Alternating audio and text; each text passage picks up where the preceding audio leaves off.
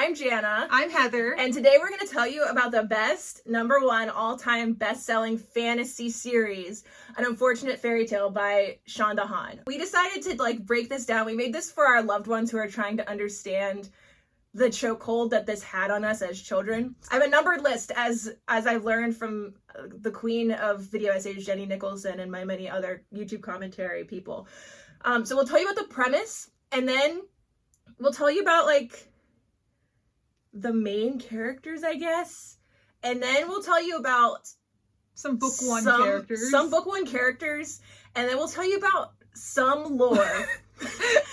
And then we'll tell you the book by book plots and the characters.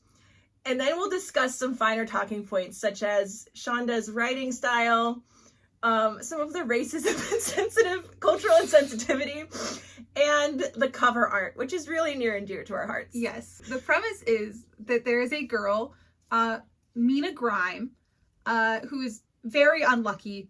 And one day she saves her classmate's life, her crush's life, actually, Brody Carmichael. And she learns from there that she's not actually Mina Grime. She's Mina Grimm. Full name, she knew her full name already, but Wilhelmina. Wilhelmina? The feminine form of Wilhelm. Wilhelmina Grimm. And she is a descendant of the Grimm brothers, and her family line is cursed, and they have to live through all of the Grimm fairy tales in order to break this curse and send the fairies, the fae, back to the world, the plane of existence from which they came from. That's the premise for maybe the first 3 books and then things kind of take a little bit of a turn. Then there's some time travel, and then it stops being about that. But that's the general premise. It's still about that. It's still about that. It's about that and the story. I think I mean one thing by that, but I really mean 2 things. So there's 5 books. Well, technically 6 if you count the novella, which we are going to cover because it's not actually important to the plot in any way, shape, or form, but it does establish some lore that is later contradicted. In the first book, our core cast of characters is, of course, our main character, Mina Grime, and she is 15 in the first book. Her main character traits are that she has brown hair, because hair color is usually a character trait in these books. And eye color. She has brown hair and brown eyes, and she's very clumsy and very messy, and misfortunes are always befalling her. And she has a very dry, cynical sense of humor about these things. The next character that we get introduced to is her crush, Brody Carmichael. He's kind of the golden child. He has blonde hair, which is important, and blue eyes, and he's rich. He's currently dating Savannah White, who is the main antagonist bully character of the first few books. And he plays water polo, and his family is rich, so they raise horses. Yeah.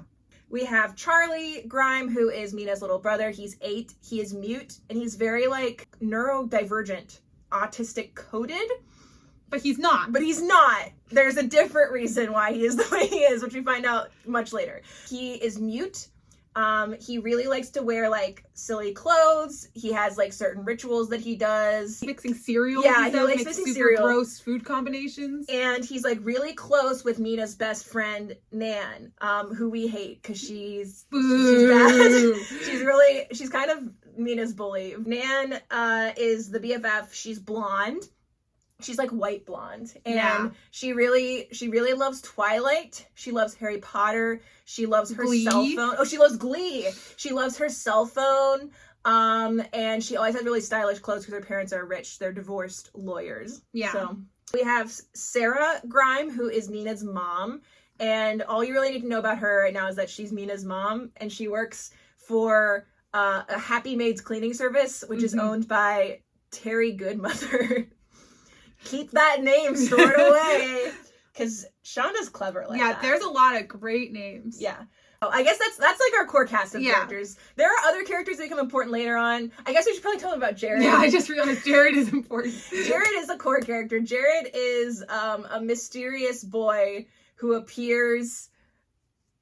In a time of crisis. in her times of need. He has dark hair, and he's approximately 17 looking. And he has gray eyes. And he has gray eyes, and he rides a motorcycle or a sports car, depending on his mood. Are we going into the lore? Oh, okay. Start with the lore. This book series is really hard to wrap. Chanda has created and woven such an intricate fantasy realm, yes, for us to explore that it's hard to know where to begin. Yeah, and we just want to make sure we can share it with everyone else. Yeah. The lore of this world is that there are fae. There are the two planes of existence, the physical plane and the spiritual plane. And when those two cross, that's where the fae are. They're like in the... But also the fae have their own plane of existence.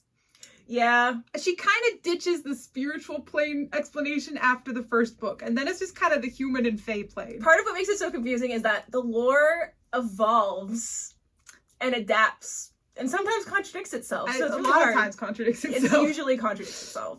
So the idea is that I think it's 200 years ago, the Grimm brothers. Yeah, I think it's like 200. It's like 100, 200 years ago. So they go to the fae plane.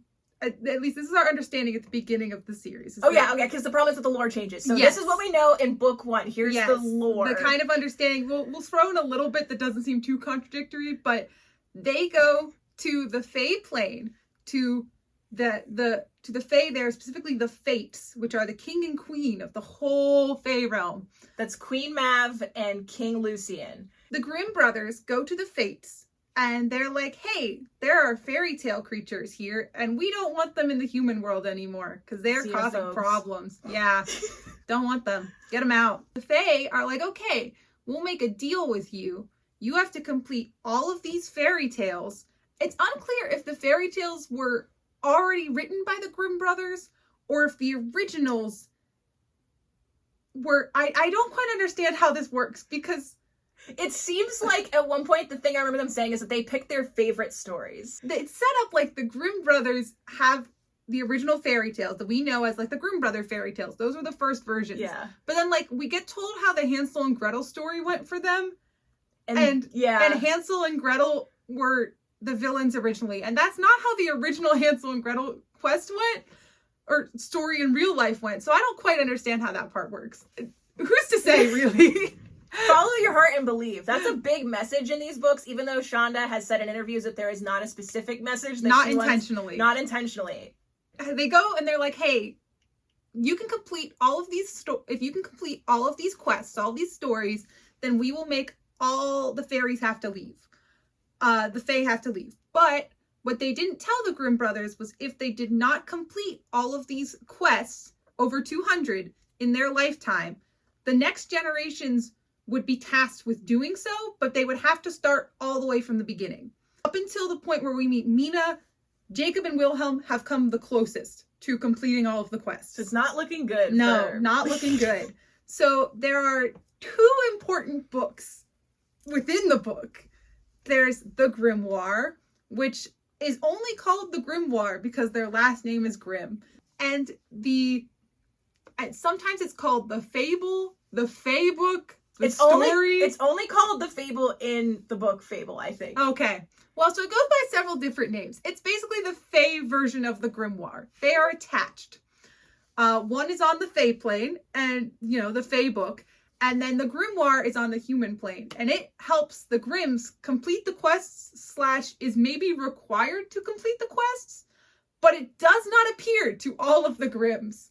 The lore is muddled on whether or not the human... the fae creature tied to the grimoire that helps you has ever appeared to anyone before or not.